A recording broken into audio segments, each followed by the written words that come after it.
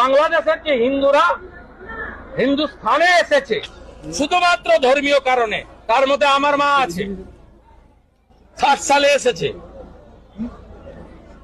শুধু হিন্দু বলে। পাবলিক কি অবস্থা? ভালো তো? আরে এটা কে যে? তো আমাদের শুভেন্দু দা আছে। তা বলছি শুভেন্দু দা, সত্যি কথাটা বলা আজকের নয় বলো। সারা জীবনই তো বলা মিথ্যে কথা বলে গেলে, আজকের নয় বলা সত্যি কথা একটু বলে দাও। শুভেন্দু দা, তোমার মা 1960-এ নয় বলো বাড়া 1971-এ এসছে। বাড়া আজকের অন্তত সত্যি কথা বলে দাও যে 1971-এ কি জন্য এসছে, আর সেটা দর্শকদের খুলে বলতে হবে না নিশ্চয়ই। তাও একটু বলে দিই ব্যাপারটা কি ছিল। তো 1971 সালে যখন বাংলাদেশ পাকিস্তানের যুদ্ধ হয়, তবে যুদ্ধটা কি নিয়ে হয়েছিল সেটা বহুত বড় একটা ব্যাপার, সে নিয়ে যাবো না আমি।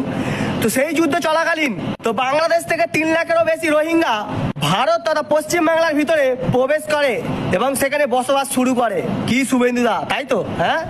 তাই এর মধ্যে তোমার মায়ের নামটাও সামিল ছিল, আর তখন তোমার বয়স ছিল 10 থেকে 11 বছর। কি শুভেন্দুদা, ঠিক তো?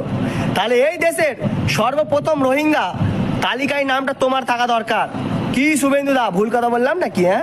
বলছি শুভেন্দুদা, আমাকে ঘাঁটিও না, বুঝতে পেরেছো? আমিও সেই লেভেলেরই মাল আছি, গর্ত থেকে সাপ টেনে বার করার মতো ছেলে, বুঝতে পেরেছো?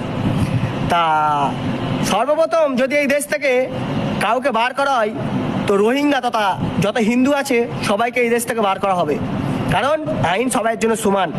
এটাই সংবিধানের পাতায় লেখা আছে।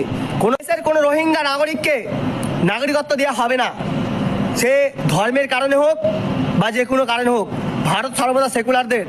তো ভারতে যদি নাগরিকত্ব দেওয়া হয় তো সবাইকেই দেওয়া হবে, আর যদি না নাগরিকত্ব দেওয়া হয় তো কাউকেই দেওয়া হবে না, কারণ আইন সবার জন্য সমান।